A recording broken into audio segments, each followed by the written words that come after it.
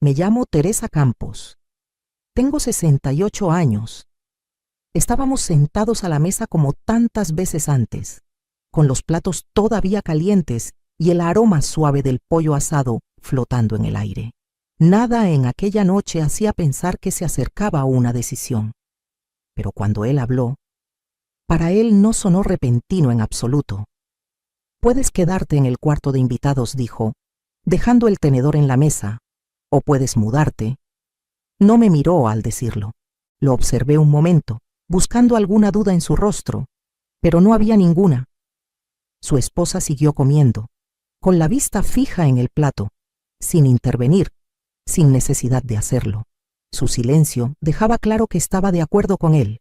El cuarto de invitados, repetí, más para escuchar las palabras en voz alta que para cuestionarlas. Es lo que más sentido tiene, respondió. Necesitamos el espacio, asentí despacio.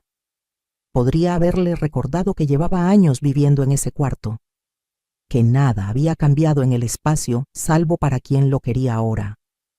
Podría haberle preguntado en qué momento exacto me había convertido en alguien que se podía apartar. En cambio, dejé mi tenedor y crucé las manos sobre mi regazo. Entonces esas son mis opciones. Él hizo un leve gesto con la cabeza, casi aliviado de que no discutiera. Cuarto de invitados repitió, o mudarte. Hubo una pausa, no larga, pero suficiente para darme cuenta de lo fácil que le resultaba aquella decisión. Entendí que no me estaban pidiendo que eligiera nada. La elección ya estaba hecha. Solo me estaban diciendo dónde encajaba yo en ella. Está bien, dije. Me mudaré. Sus hombros se relajaron un poco, como si algo se hubiera resuelto. Nadie dijo nada más después de eso. La cena continuó más callada, como si todos hubiéramos acordado dejarlo atrás. Me quedé en la mesa hasta terminar. Luego llevé mi plato al fregadero y lo enjuagué como siempre hacía. Sentí que era importante mantener ese pequeño gesto igual. Subí después y cerré la puerta detrás de mí. El cuarto se veía exactamente igual que esa mañana, pero ya no se sentía lo mismo. Me senté al borde de la cama un rato, dejando que las palabras calaran hasta que pudiera comprenderlas. No era solo lo que había dicho, era la certeza con la que lo había dicho. Y fue entonces cuando empecé a pensar en la casa misma y en lo que en realidad se había decidido sin que yo lo supiera. Esa noche, sentada al borde de la cama, me encontré regresando al principio, a cuando la casa era todavía solo una idea y no algo que pudieran usar para sacarme de ella. Unos años antes, cuando los precios en Monterrey subían más rápido de lo que nadie esperaba, mi hijo me había llamado varias veces para hablar de las opciones, las tasas de interés y lo rápido que todo se estaba volviendo inalcanzable. Tenía un trabajo estable, pero no había ahorrado lo suficiente para un enganche decente, no con cómo estaban cambiando las cosas en ese momento. Recuerdo estar sentada en mi mesa de la cocina, revisando mis propias cuentas, sabiendo exactamente lo que haría falta para ayudarlo a conseguir algo seguro. Al final, le di casi todo lo que había apartado, más de 2 millones de pesos. Dinero que había juntado poco a poco durante años. No fue una decisión que me costara trabajo. En ese entonces, me pareció lo más natural del mundo. Cuando firmamos los papeles, mi nombre quedó incluido en la escritura. No se presentó como una protección, solo como algo lógico, limpio y directo. Él mismo había visto los documentos en su momento. Incluso los hojeó antes de devolverlos. Yo sabía eso, o al menos le creí cuando me lo dijo. Durante un tiempo, nada de ese acuerdo pareció cambiar. Tenía mi cuarto, mis rutinas y un lugar en la casa que se sentía sólido. Incluso después de que conociera a su esposa, las cosas no cambiaron de golpe. Fue gradual, en pequeños ajustes que en su momento eran fáciles de pasar por alto. Las conversaciones empezaron a girar más alrededor de sus planes en vez de decisiones compartidas. Ciertos detalles de la casa dejaron de incluirme, aunque todavía me afectaban. No lo cuestioné. Me dije que era natural, que las personas crecen y construyen su propia vida. Ahora, mirando hacia atrás, veo que hubo un momento en que la historia de esa casa cambió. aunque no estuviera escrito en ningún papel, en algún punto del camino, lo que había sido compartido se convirtió en algo que él creía completamente suyo, y yo ya no formaba parte de esa idea. Me quedé allí en ese cuarto, pensando en lo fácil que algo real puede ser reemplazado por algo que se da por hecho, sobre todo cuando nadie se detiene a corregirlo. Mirando atrás, no era que él no supiera, era que había dejado de prestar atención. Empecé a empacar a la mañana siguiente, no porque me sintiera apurada, sino porque ya no había nada por lo que esperar. Saqué 2 cajas del closet y comencé con las cosas que usaba todos los días. Primero la ropa, doblada como siempre, luego algunos objetos personales de la cómoda. Se sentía más como terminar algo que como empezar de nuevo. Mi hijo tocó una vez, suavemente, antes de abrir la puerta a medias. Miró las cajas y luego a mí. ¿Cuándo crees que termines?, preguntó. En un par de días, respondí. Asintió, como si eso fuera todo lo que necesitaba saber. Avísame si necesitas ayuda. No voy a necesitarla, contesté. Sin ser dura, se quedó un momento allí, como si quisiera decir algo más, pero no salió nada. Así que retrocedió al pasillo y cerró la puerta. No empacé todo. Algunas cosas se quedaron donde estaban, no porque las olvidara, sino porque ya no sentía que fueran mías para llevarme. El cuarto mismo ya se sentía separado de mí, como si hubiera salido de él antes incluso de levantar la primera caja. Al segundo día, bajé todo en 2 viajes y lo puse en mi coche. Nadie salió. Nadie preguntó si tenía a dónde ir o cuándo llegaría. Me detuve antes de subir, no para reconsiderar, sino para sentir lo silencioso que se había vuelto todo. Luego cerré la puerta. Encendí el motor y me alejé sin mirar atrás, sabiendo que no regresaría de la misma manera. Pasé la primera mañana en el pequeño departamento rentado, revisando la carpeta que había traído conmigo, la que no había abierto en años porque no había necesitado hacerlo. La dejé sobre la mesa mientras preparaba café, y por un rato la dejé allí, no por duda, sino porque ya sabía lo que esperaba encontrar. Cuando por fin la abrí, todo estaba donde lo recordaba. Los documentos originales de cierre, la escritura, los registros de transferencia, todos fechados y firmados. Mi nombre aparecía claro e intacto, junto al suyo. Revisé cada página con calma, no porque fuera complicado, sino porque quería estar segura de no pasar nada por alto que hubiera cambiado sin que yo lo notara.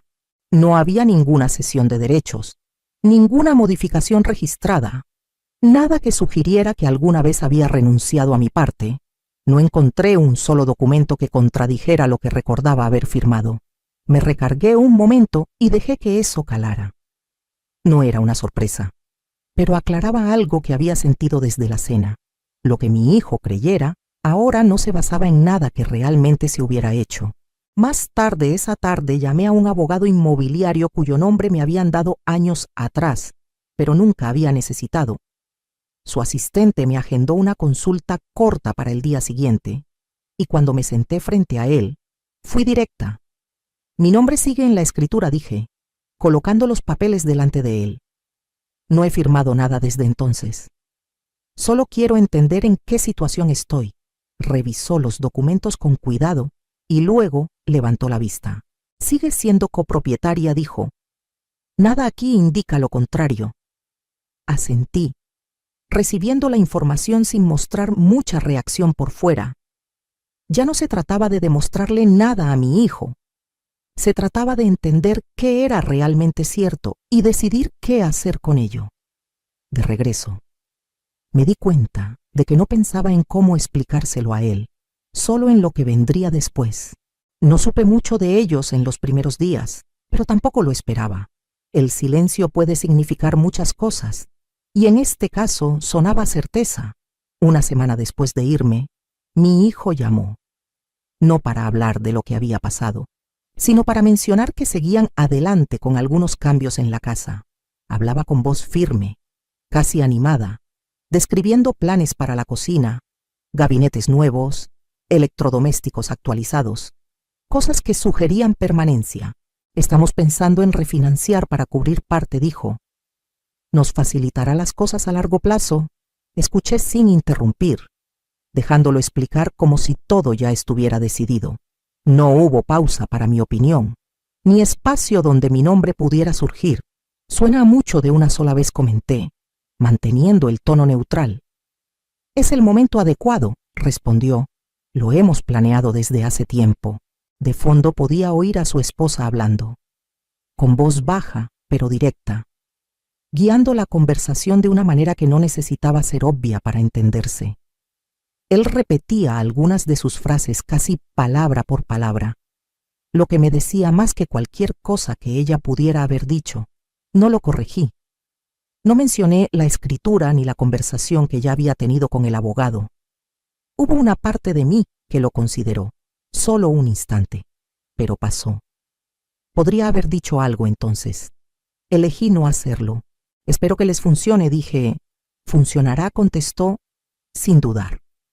Después de colgar, me quedé sentada un rato, pensando en lo seguro que sonaba, en lo asentado que todo parecía desde su lado. No era forzado. Realmente creía que las cosas ya eran suyas para decidir. Dejé que eso quedara, sabiendo que no duraría mucho. Unos días después, mi hijo llamó de nuevo. Y esta vez su tono había cambiado de una forma imposible de ignorar. Oye, dijo, sin la misma seguridad de antes, una pregunta rápida. ¿Alguna vez firmaste algo para quitar tu nombre de la casa? Dejé que una pequeña pausa se instalara antes de responder. No dije. No he firmado nada. Hubo un movimiento en la línea, como si se hubiera apartado un poco de alguien más en el cuarto. Qué extraño, comentó. El banco dice que necesitan la firma de todos los propietarios para el refinanciamiento, y apareció tu nombre. Sigo en la escritura, respondí. Eso no ha cambiado. Siguió otra pausa, más larga esta vez. Podía oír una voz de fondo, la de su esposa, baja pero firme, diciendo algo que no alcancé a entender del todo. Probablemente sea solo un retraso, dijo, con la voz más tensa mientras repetía lo que parecía algo que acababan de decirle. Todavía están revisando todo. Si eso es lo que te dijeron, contesté. Hubo un breve silencio, y luego la voz de su esposa se escuchó más clara. No dirigida a mí, pero no lo suficientemente baja como para no oírse. Eso no es lo que dijeron, murmuró, más cortante esta vez. ¿Qué quieres decir?, le preguntó él, más rápido que antes. Es solo papeleo, respondió ella. No empieces a hacer de esto algo más grande. Ya lo es, dijo él. No interrumpí. No expliqué más. La conversación no era mía para manejar. Déjame resolver esto, dijo por fin, volviendo a mí, aunque su atención ya estaba en otra parte. Está bien, respondí. Cuando terminó la llamada, dejé el teléfono y me quedé un momento, reconociendo la diferencia entre la certeza que había mostrado antes y la incertidumbre de ahora. No era un derrumbe, todavía no, pero era la primera vez que algo no le cuadraba como esperaba. Me reuní con el abogado unos días después de esa llamada, llevando la misma carpeta, aunque para entonces los dos entendíamos lo que contenía. Me explicó las opciones con claridad, no para persuadirme, sino para mostrarme lo que la ley permitiría si decidía actuar. Podemos enviar un aviso formal, dijo, deslizando un borrador sobre el escritorio. Establece tu posición como copropietaria y les da dos caminos. O compran tu parte al valor actual de mercado, o la propiedad se dirige a una venta por partición. Lo leí despacio, absorbiendo el lenguaje, el tono, la forma en que todo estaba expuesto sin emoción. No era personal. Y eso era parte de lo que lo hacía efectivo. Envíelo, dije. Él asintió. Anotó algo y eso fue todo. No había sensación de escalada en el cuarto, solo un proceso que se seguía. El aviso llegó 2 días después. No llamé a mi hijo para advertirle. No intenté explicarle lo que significaba, ni suavizar cómo caería. Para entonces entendía que cualquier cosa que dijera sería filtrada por lo que él ya creía, y no me interesaba repetirme de una forma que pudiera descartarse otra vez. Me llamó esa misma noche. ¿Qué es esto?, preguntó, con una voz tensa que no le había escuchado antes. Es un aviso, respondí. Explica tus opciones. ¿Estás hablando en serio?, dijo, más cortante que las palabras mismas. Estoy clara al respecto, contesté. Se oyó un ruido de fondo, algo que se dejó caer con más fuerza de la necesaria, seguido de la voz de su esposa, baja pero urgente. No distinguí las palabras, pero sí la tensión.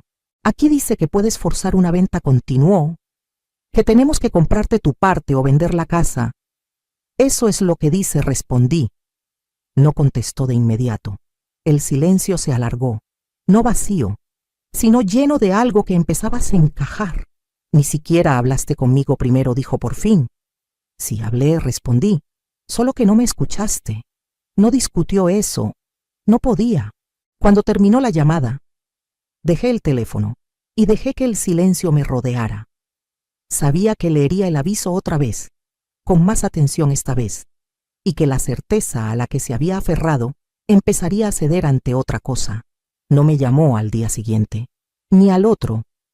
Supuse que estaba revisando los documentos él mismo, leyendo lo que ya le habían explicado, pero de una forma que ahora no podía ignorar. Cuando por fin llamó, era tarde en la noche. Su voz sonaba más baja de lo habitual. Despojada de la certeza que había tenido solo una semana antes. Revisé todo, dijo, sin saludar. La escritura, los papeles del cierre. Hasta llamé a la oficina del registro. No lo interrumpí. Lo dejé decirlo a su manera. Dijeron que tu nombre sigue ahí, continuó. No hay nada registrado que te quite. Así es, respondí. Su respiración cambió, ahora irregular, como si intentara calmarse mientras sostenía algo que ya se le estaba escapando. Ella me dijo que habías firmado, dijo, que se había arreglado cuando refinanciamos el año pasado, que ya no querías estar involucrada. No respondí de inmediato, no porque no tuviera respuesta, sino porque entendía que ya no se trataba de información. Se trataba de lo que él empezaba a aceptar. No firmé nada, dije. Hubo un largo silencio después, seguido de un sonido que al principio no identifiqué. Algo entre risa y incredulidad. Le pregunté de nuevo, continuó. Puse los papeles frente a ella. Seguía diciendo que estaba hecho, que yo debía estar pasando algo por alto. Su voz se tensó. La contención empezaba a romperse. Pero no falta nada, agregó. No está ahí. Podía oír movimiento de su lado. Una puerta cerrándose.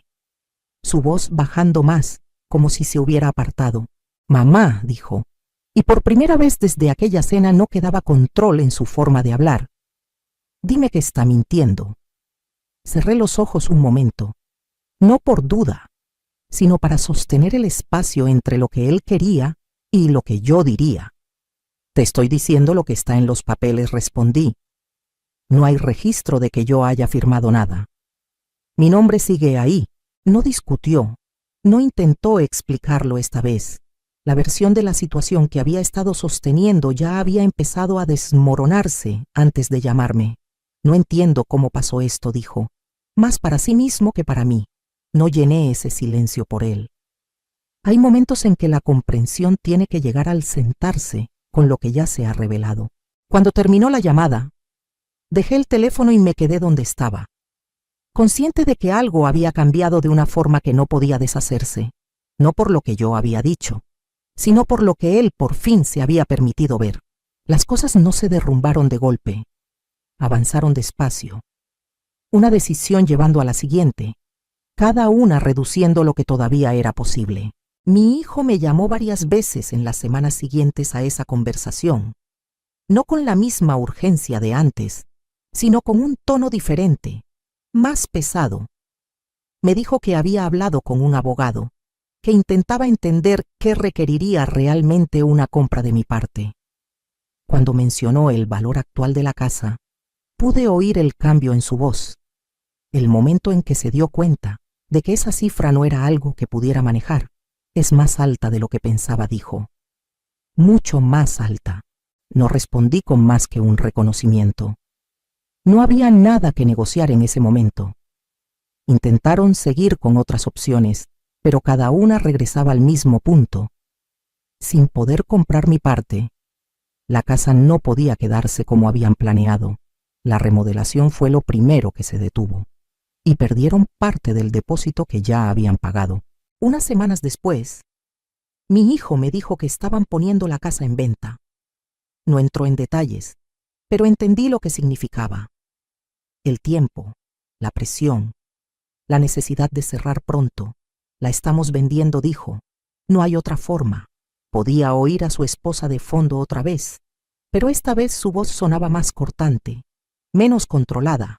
Había una tensión entre ellos que no había estado antes, o al menos que no había sido visible.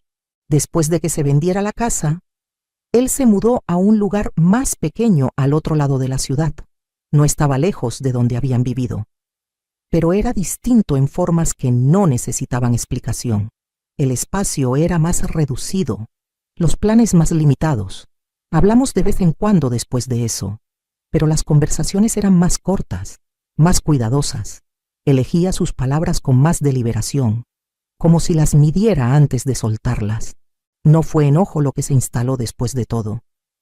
Fue algo más callado, algo que se quedó una vez que todo el movimiento terminó y ya no quedaba nada por cambiar. No fue repentino, pero fue completo. El departamento al que me mudé no era grande, pero era suficiente. Y más importante, era mío de una forma que no necesitaba explicación. Lo arreglé poco a poco, colocando las cosas donde tenían sentido para mí. El silencio allí se sentía estable, no vacío. Unas semanas después, mi hijo pasó. Escuché el toque primero, firme pero dudoso, y lo dejé un momento antes de abrir. Estaba allí, esperando. ¿Puedo pasar?, preguntó. Me hice a un lado y lo dejé entrar, pero me quedé cerca de la puerta. Esa distancia se sentía correcta. Hablamos un rato de cosas pequeñas, nada sobre la casa, nada sobre lo que había pasado. Él elegía sus palabras con cuidado, y yo escuchaba de la misma manera. Cuando se fue, se detuvo. Luego asintió y se alejó. Cerré la puerta y me quedé allí, entendiendo algo que no había entendido antes. El respeto no es algo que se explique, es algo que decides conservar o dejar ir. Noté que no tenía llave. Eso se sintió correcto. Si esta historia te resulta familiar, comparte qué habrías hecho tú.